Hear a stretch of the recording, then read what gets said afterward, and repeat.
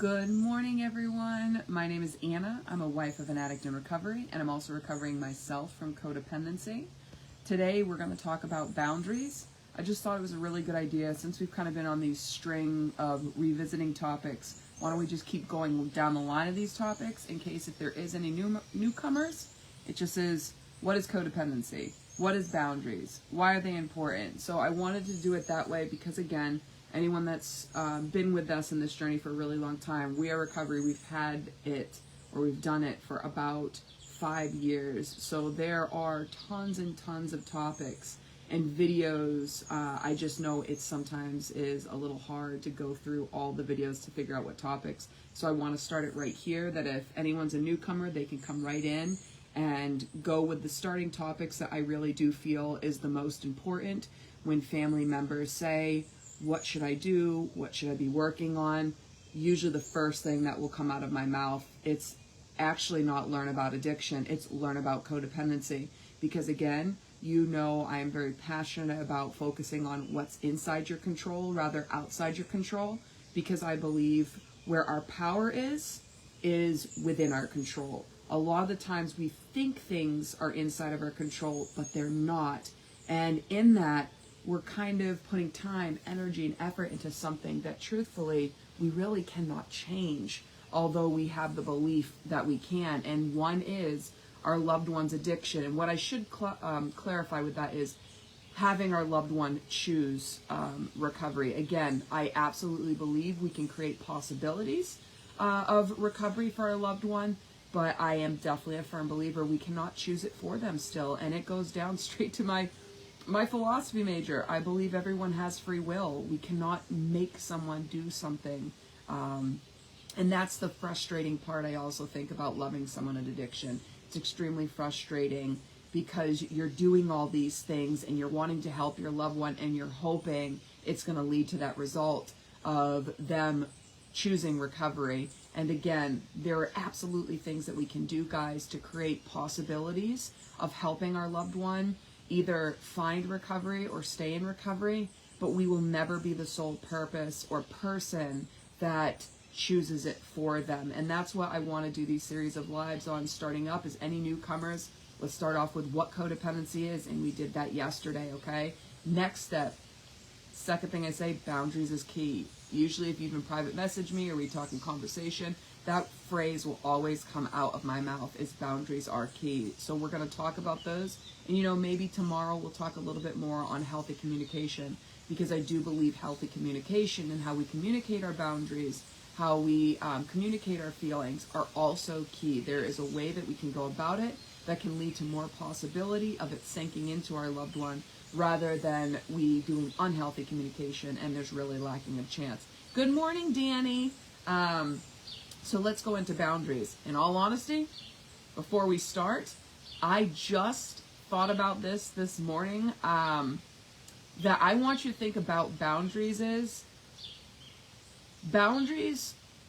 are what we're telling ourselves what we are going to do. I think too many times we get caught up in telling somebody else what to do. Okay? And I think we think that's a boundary. I want you to really think of boundaries as what you are going to tell yourself you are going to do. I think that might bring about the focus and realizing that, again, as much as boundaries can help our loved one and create possibilities in addiction, ultimately, again, boundaries are for us. It is a healthy thing that we can do for ourselves, and it has ripple effects to our loved ones, okay? So I just always want you to keep that in your mind.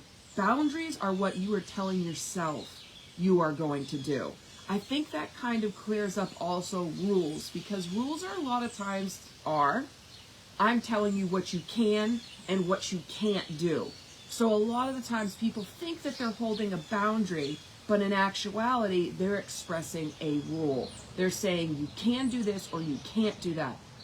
That's not a boundary, because that focus, again, if you say that you can't have this or you can't do that, are you really focused on yourself? Are you telling yourself what you can and can't do? No. So I want you to think about that now also, is boundaries are going to be taking the finger, pointing it here and going, what can I do or what can I not do? And now you've always heard me say this, guys, again, boundaries are also your choice to their choice. They are your action steps. So boundaries are also not just going to be words. You are going to come up with a choice that is going to be an action step, meaning as if your boundary becomes, if you come home high or drunk, I'm going to detach from you because it hurts me. You can't continue just to speak these words. Your action step is, I choose to detach because it hurts me. That is your action step. That is your choice. That is you telling you what you are going to do. Okay? You need to follow through with it. So I will tell you this right now with the key with the boundaries. You have to come up with the choice that you are willing to follow through with. If you just keep expressing things and you do not follow through, I'm going to tell you this right now, you basically are what's called giving threats or bluffing. And I will tell you exactly what you are trying to do, as much as we sometimes don't believe it. You are trying to control the outcome of a situation. You are trying to control the other person. It is actually a form of manipulation. So as much as we love to point the finger and go, you keep manipulating, you keep doing this, you keep doing that, when we are in our codependent behaviors and we're not confident in ourselves and we're not standing up fully for what we believe and following through on our action steps, when we continue to say we're going to do something and we don't do it, it is a form of manipulation because we are trying to control the situation. Now again, that's why I always say, manipulation isn't always this maniacal, like, ha ha ha, I'm trying to pull one over you. No, what happens is a lot of times it can be a very unconscious thing because we're just trying to survive. Though, even when I say that, it still doesn't make it right. This is where we need to work on ourselves and challenge ourselves. So I want to ask you right now, are you saying a lot of things you're going to do, but you're not doing them? Another reason, why does this not support our loved one in addiction? Well, because if we go back into addiction within the brain, it's not helping them, because remember, when someone continues to use a substance, whether it is classified as a disease or a disorder, those are the two that it's leaning to. It's been called a disease for a very long time, but there are new thoughts that it's a disorder, a mental disorder. Now I want you to also understand this too. Can't look at someone that has bipolar and say, stop being bipolar. It doesn't work that way. It's a lifelong thing that you gotta learn coping skills and how to work through things, okay? So, when someone continues to use a substance, they're no longer firing as much up to the logic and reasoning, up to the frontal lobe. This is where recovery is, okay? So what's happening is they're firing to the midbrain. That is why a lot of times you're like, why do they always lie? Why are they always yelling at me? Why are they always wanting to fight? Why do they always, when things get hard, they run? Well, here's your 15-second survival responses. Fight, flight, play dead, freeze, fawn. Fawn is codependency. Okay? So that's activating the survival brain. That is why they fight. That is why they run away when things get hard. That is why they yell. That is why they lie. Because their brain is just, it's not coming up to logic and reasoning and going, if I lie right now, will this hurt my wife? If I lie right now, will it hurt my husband?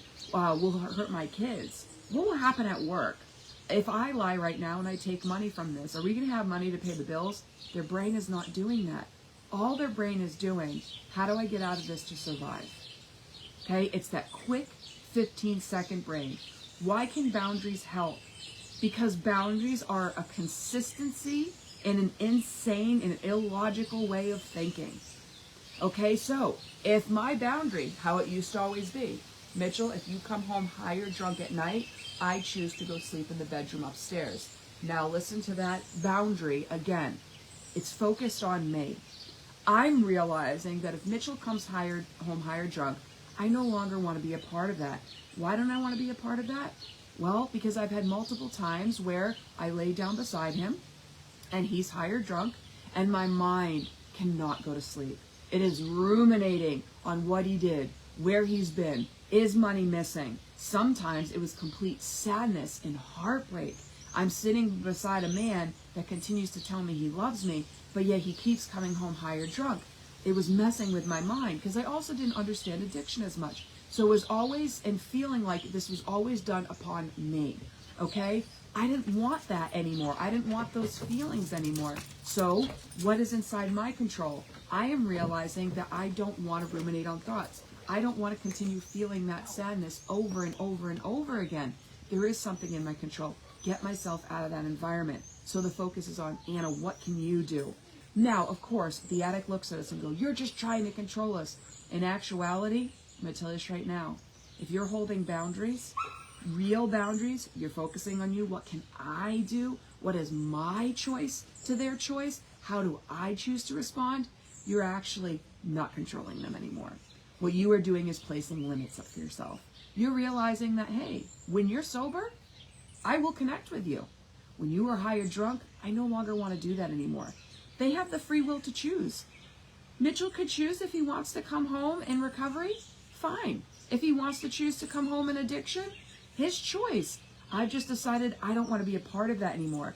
And the reason why that helps is because every single time Mitchell comes home high or drunk and I continue to hold my boundary and I disengage and I go up to stairs. So now there is more of a thought that Mitchell can actually go, every time I'm coming home high or drunk, Anna keeps going upstairs. Why? Even saying the word why, that has to do with logic and reasoning. You're questioning yourself. Okay, you're questioning your reality. That's up here in the frontal lobe. Now, if I don't hold that boundary, hate to break it to you, when we don't hold boundaries, yes, I can even get Mitchell in here to tell you this. He absolutely believed that he completely continued to get one over on me. Mitchell also believed, even if that wasn't in his mind frame, he believed that the situation wasn't that bad. Because if it was really that bad, wouldn't people be showing that it's really that bad? And now I know a lot of you might go, but we express it, we say it's that bad. The reason why is because, again, they need to see action steps. Words without any action to them, without a backing to them, they literally just see it as, it's not that bad. I can tell you right now that after I came back to Mitchell and I would just breathe near him, Mitchell admitted that he thought everything was okay. All right, so that's why boundaries are important, because boundaries do help our loved one in addiction guide themselves and bring about the possibilities to help that logic and reasoning brain, rather than we not having any. How can I also express boundaries? So the way that Laura also expresses, think of it this way. You have your house, which is you yourself, your soul, okay? You have a picket fence around it. You either welcome people in or you keep them at a distance. You're not building a wall. Walls keep things out, but it also, you can't see things outwards, okay? So it stops from people getting in, but you can't see outwards. A picket fence, if someone hurts you and you tell them the boundary and they continue the behavior and you go, you need to go out of these boundaries, you're still able to watch them from a distance. You can still love them from a distance, okay? However, boundaries I want you to think about is, if you just have an open house, anyone can get in. Anyone can get in. They don't know where the door is. They don't know where to step on, where not to step in. But if you have boundaries and you go, hey, I love you. Every time you come home high or drunk, I'm going to go to the bedroom upstairs. That shows them where that fence is. So it's easier for them to navigate, okay? When we're kind of wishy-washy on boundaries and we're holding when we stop and holding when we stop, that again, that's not really holding or showing boundaries. That's basically going, I'm not really sure about myself.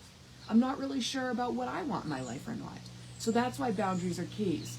What are other examples of boundaries? For me, what examples of boundaries would be is if Mitchell and I decided on a time to go to a family event, looking at Mitchell and go, Mitchell, we decided on this time to leave. If you come any later, I will leave without you.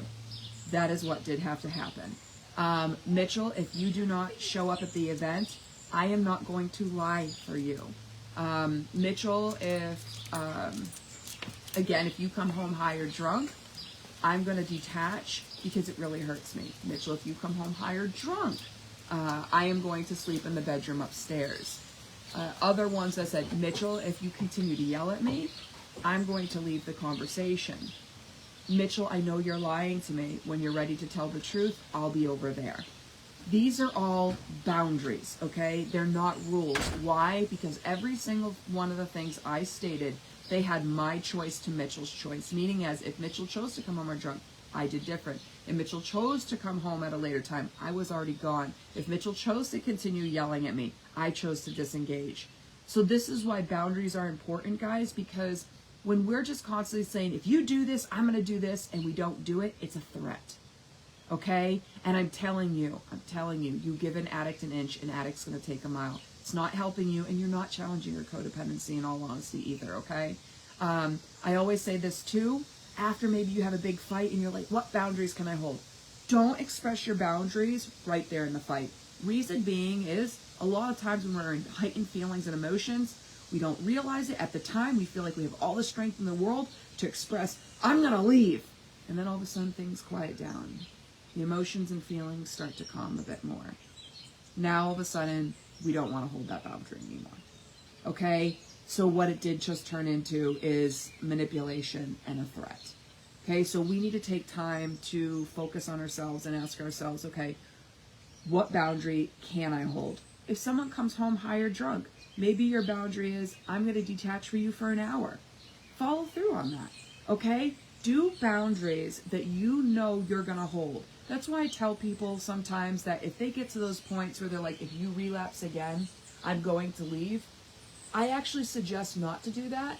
And the only reason is because I think we have in our minds sometimes too, say if that was my boundary, okay? Say if that was my boundary this last time. And I told Mitchell if he ever relapsed again, I was going to leave. Okay, so now let's look at the scenario. Usually Mitchell in the past, when he relapsed, and he relapsed for about a month, okay? So my boundary would be, you relapse, I'm leaving. Well, guess what happened though? Mitchell lapsed 5 months ago. He went out to a concert, he drank, and he did cocaine. Now, if that was my boundary, I would have to leave. If not, I'm just telling Mitchell that, I don't know if I really stand with that. So, what was my boundary? My boundary to Mitchell was this.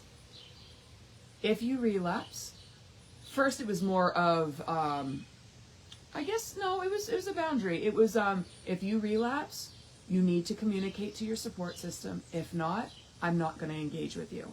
Okay, Mitchell has a decision if he wants to reach out to his support system or not. What it also was is, Mitchell, if you continue to relapse, I need to see you go to rehab. If you do not go to rehab, I'm going to completely detach from you, and I don't know what's going to happen next. Okay, so my thing is not expressing that, hey, I'm out of here, because I really didn't know what a relapse would look like, how I'm going to feel. So what I suggest to people, but again, guys, do what's best and right for you. Just because I express this, these might not be the boundaries for you. There is not a one-size-fit-all for all of us. So what I suggest is, though, the boundary be, if you relapse, I'm going to take some time to figure out what I need to do in this relationship. That way you could take some time for yourself, sit down and go, do I want to leave? Am I ready to leave? And if you are, now you can go back and say, because this happened, I can't do this anymore. Or it can be going back and going, I really thought about this relationship, and I need to be honest with you. I don't know if I want to be in it anymore. So I'm going to continue to take more time for myself. If this behavior continues, though, I'm going to really take even more, and I'm going to have to detach for a while. So come up with those boundaries that are for you. So what I could say for boundaries, again, because sometimes what we say is, you're not welcome over at the house.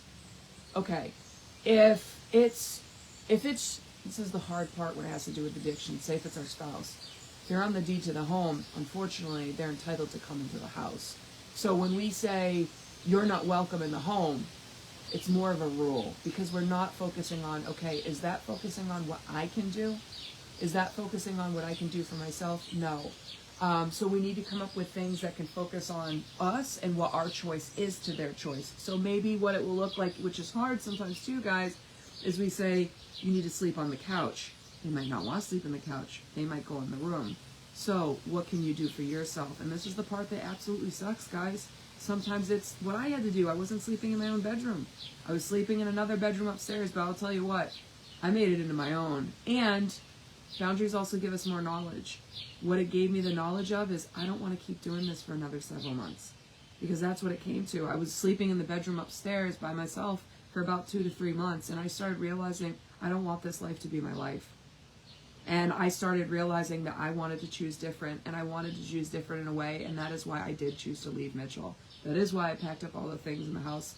that we own together. And I do admit to everyone on here, if Mitchell continued to relapse and he did not go back to rehab, we absolutely would be divorced. Why? Because going back to, again, I realized that I could not control Mitchell. Again, I can create possibilities, but that doesn't mean that an individual has to take those possibilities and choose recovery. So ultimately, it will always still be up to the other person, and I did not want to continue living my life that way. I did not want to continue living my life, not talking to my husband because he was always high or drunk. I did not want to keep being lied to when understanding fully that lying was a symptom of a disease. It didn't make it right. However, I needed to understand that if I was in love with someone with addiction, then I needed to understand what my life would be. And what my life would be filled with lies. It would be filled with a lack of communication. It would be filled with unhealthy love. It would be filled with me doing more than he's willing to do. I didn't want that. And it took 9 years to get to that point. I would say 7. I would take 7, because I always say the first year and a half I felt was really good between Mitchell and I, but afterwards it started really teetering and I started building a wall. So boundaries are those things to focus on you. And that's why I say too, when people are, think of it, it's your limits. What are your limits? That's why a boundary absolutely is if we look at our boss and go, I can only work till 4 p.m. and that's it. It's not a rule. Why is it not a rule? Because it's not doing it to somebody else and going, you can only work till 4 p.m. That's a rule. A boundary for us is, okay, what is for me? My boundary and my limit is I'm only going to work till 4 p.m. The boss keeps asking me longer. I'm not getting paid more. So what can we do? What is my limits? So those are boundaries too. Boundaries don't necessarily always have to be your choice to someone else's choice. It's just what your limits are. What are you willing to do? What is enough for you? And so again, that is why boundaries are your choice to their choice. They are also expressing your limits. They are your action steps. You always have to remember that. They are your action steps. Your boundaries should not just be words. They should have an action step so that if someone is to continue yelling to you, your action step is what you said. I'm going to disengage from the conversation. If your limit is you don't want to be lied to, then it is looking at someone and going, I know you're not telling me the truth. Until you're ready, I'm going to detach from this conversation. Then you detach from this conversation. Again, boundaries are not threats. They are not ultimatums. Okay? Threats and ultimatums, they are forms of manipulation. So always remember that when we are making threats or we are doing ultimatums, they are manipulation. We don't want to do that. That's unhealthy. That's not going to help because in all honesty, the addict does a lot of manipulation and threats. So if both parties are doing manipulation and threats, where's the healthy in there? Where's the chance of recovery or healing for any of us? It's non-existent. Okay, so that is why we have to challenge our codependency, because our codependency absolutely does create manipulation. In all honesty, our codependency can create a lot of gaslighting as well. We don't recognize or realize that we're doing it. It's all from the survival response. And so if we want to heal and we want to help our loved one again in recovery, those boundaries that we're creating, again, the best way I can describe it is almost like bumper bowling. We don't control throwing the ball, okay? However, our boundaries can create that picket fence again, so they can create the bumpers. So there's more of a possibility of getting a strike of recovery, but it still doesn't mean that we can control it. So again, think of it as it's navigating closer and hopefully more to that logic and reasoning part of the brain where recovery lies, rather than if we don't have boundaries, no bumpers, no fence to show our limits. Now they're just throwing. It's more apt to going always firing off to that survival brain, which addiction causes. Fight, flight, freeze, play dead, and fawn. Okay? So again, boundaries are not ultimatums. They're not threats. You should not be holding boundaries when you're in extreme feelings and emotions, because chances are they will be on accident created as threats in a form of manipulation. We may feel that way in the beginning, but then when things settle, we don't want to do that anymore. Boundaries are our choice to their choice. They're focusing on what's inside of our control. They're focusing on what our limits are, what we can do. The reason why we need a good support system also is because once we do start holding boundaries, which we may have not been holding boundaries for a really long time, or maybe we've never held them, chances are your addict is going to look back at you and tell you you're controlling them. Why do they feel that way? Because you're finally speaking up for yourself. I'm just going to be completely honest there. Okay, the reason why an addict starts saying, you're trying to control me, is it's because it's their form of manipulation. Again, like I said, a lot of people, even in addiction, it is not like they're putting their hands together and going, ha ha ha. No, it's that survival brain, that quick thinking. It's how do I survive this situation? And so, truth be told, if they don't want to lose you, and that's a deep fear of them, that's also another reason why the manipulation takes place. Because if they can get you back to fearing holding your boundaries, then you're right back where you started, which is right there with the addict again. That is why addicts, a lot of the times when they're in addiction, they don't like when their loved ones find 12-step programs. They don't like when their loved one finds support. They don't like when their loved one talks to their own family or friends about situations. They don't like when they start learning about codependency or they're reading different self-help books. They don't like when they're holding boundaries. Why, guys? Think about it. It's because you're learning more knowledge, and knowledge is power. Knowledge is strength. Knowledge can create confidence. Knowledge can create more worth in ourselves. And if we get that, then we start really not just saying, you're hurting me. We don't just keep saying that. We're now standing up with strength and going, this is wrong. You're hurting me.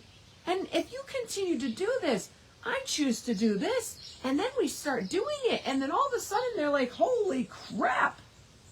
Holy crap. What are they doing? They used to just sit here right now in my misery with me. And think about that. Is that helpful or healthy or supportive to their loved one when we sit in there with their misery with them? No. What's helpful is standing up and going, what you're doing is wrong. And I'm not just going to keep saying it. I'm going to show you that what you're doing is wrong. You know what? I'm going to love you from afar. You're continuing to lie to me, and I know that. So until you're ready to tell me the truth, I'm going to be over there. Instead of us going, oh, really? Really? Do you really think that I don't know that you stole? Or the one-up when we're trying to make them tell us the truth by going, there's money missing in my wallet. Okay, yeah, and so? Well, I'm just wondering where that money went. Come on, guys. That was one of the things that Laura taught me. She was like, Anna, stop. Why are you doing that anyways? Why are you trying to catch Mitch in a lie? Well, I think a little bit of it is so that I wouldn't feel insane. But another part is because I was trying to make Mitchell tell me the truth. So in essence, I am trying to control Mitchell. I'm trying to control the addiction. I am trying to control a symptom of a disease. Basically, I am looking at somebody that has a cold and going, stop sneezing. Stop sneezing. Okay? And the same thing is, that's what Laura taught me, though, when I would say to her, it doesn't make it right, though, Laura. Just because it's a symptom, it doesn't make it right. This doesn't give him an excuse to lie. And she said, it doesn't, Anna. It doesn't give them an excuse to lie. What I'm just trying to teach you is, though, he is going to lie. So what she was trying to do is bring that focus back on me. What are you going to do? What are you going to do? Because you're absolutely right. Just because someone is in addiction does not give them the right to behave the way they behave. It does not give them the right to hurt other individuals. It does not give them the right. The fact about it is, though, when you love someone in addiction, they are going to gaslight.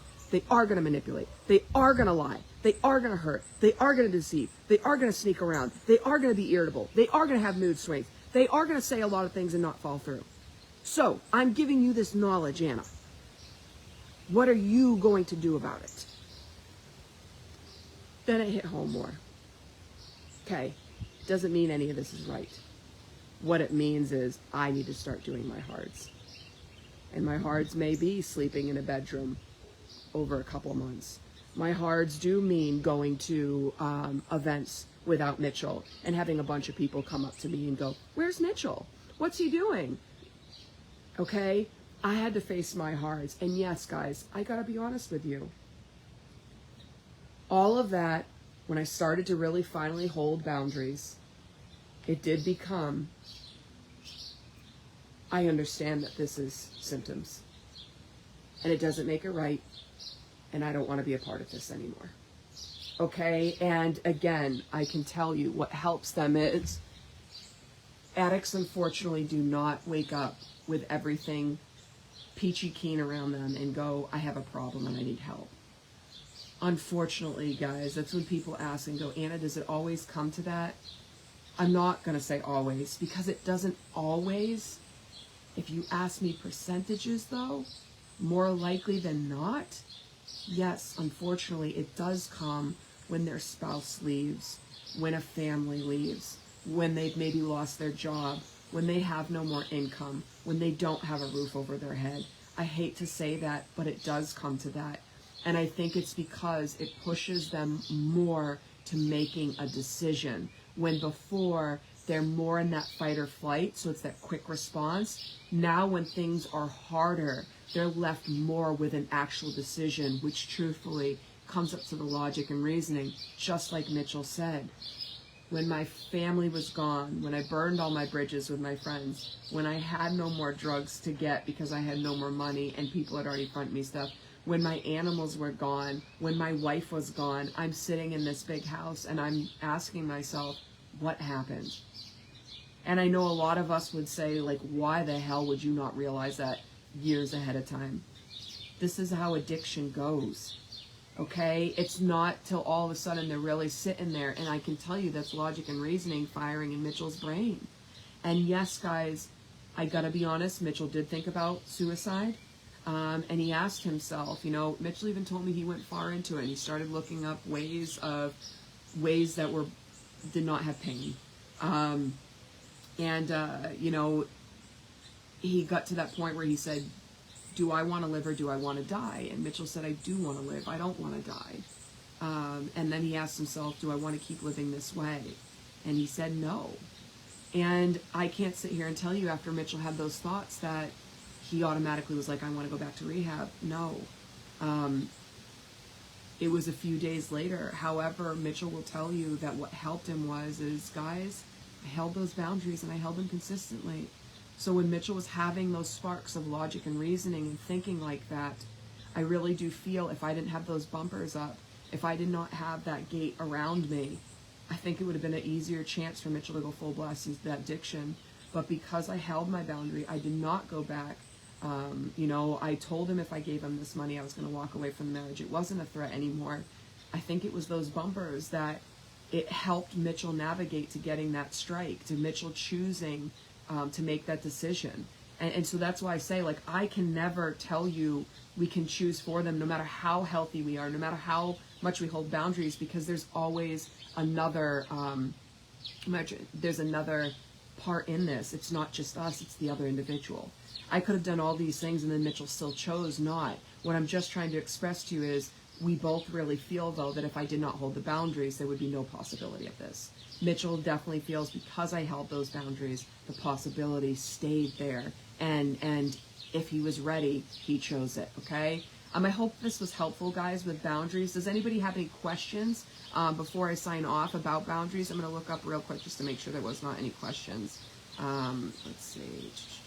Jackie, afternoon from UK. So happy I get to join you live. You're amazing, very knowledgeable. Thank you, Jackie. You give me strength to learn about myself. Firstly, I also understand I didn't cause it, I can't control it, and I can't fix it. It begins with me. Absolutely. And that's the same way again. That's why we've got to focus on ourselves. We've got to put that finger inwards, and we got to go boundaries. I really only thought about this morning, guys, because I know boundaries sometimes are those things that it's just our limits, right? So it's not necessarily our choice to another person's. It's sometimes we just look at a boss or someone else of, you know, I'm going to leave by 5 p.m. or this is when I'm going to pick up the kids, or, you know, I'd love to help you out. I can't help you now. So again, it's not always our choice to another person's choice necessarily. I think that's why I was like, I think it's just, what are we going to do? Right? It's putting the focus on us. It's what can we do? And that's what we need to focus on and work on. Good morning, Amy. Good morning, Veronica. Good morning, Kelly. Good morning, Barb. Good morning, Jen. Good morning, Melanie. Good morning, Melissa. Let me look real quick just to make sure, guys. My alcoholic believes boundaries are a punishment. Again, I really do think it's because you are finding your strength and you're now finding your limits. And addicts don't like that because now they can't get this and their drugs too. They can't get you and their substance too. It brings it actually more to the logic of reasoning, and it frustrates them and it angers them, and they get very upset and mad about that. Just always remember, it doesn't mean you're doing anything wrong. There's a quote that says, if an addict is happy with you, chances are you're enabling them, right? They're only going to get that irritation and upsetness usually when we start challenging them, because they don't want to be challenged, okay? They want it easy. They want it simple. They want it that we just keep saying what we're doing, or even not even making a fuss and staying in denial and pretending it's not happening, so that they can do this and they can still have the connection with us. Right when we're like, you're doing this, it's hurting me, I'm going to take my connection away because I need to focus on me and work on me, they don't like that.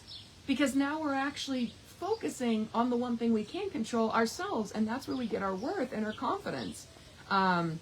He definitely doesn't believe he is hurting me or being mean. Barb, unfortunately, same thing. That's another, doesn't make it right, a behavior of addiction. Addiction, you do not have empathy. Okay, it is just survival response. Again, fight, flight, play dead, or freeze. The empathy is absolutely lacking. That is one thing that I have found when addicts get into recovery. That is one of the feelings and emotions they need to turn back on and work on, is empathy. Because in addiction, it's been lacking for a really long time. So guys, I'm going to stop it there because I've been really trying hard to keep my lives under 30 minutes. I want to even get it under 15. See if that ever happens. But I love you guys very much. I hope you have a good day, and remember, you are worth it, and do some self-care for you. If you have any other questions or you watch this live on a replay later, please always write them in the comments and I'll check it out later, okay?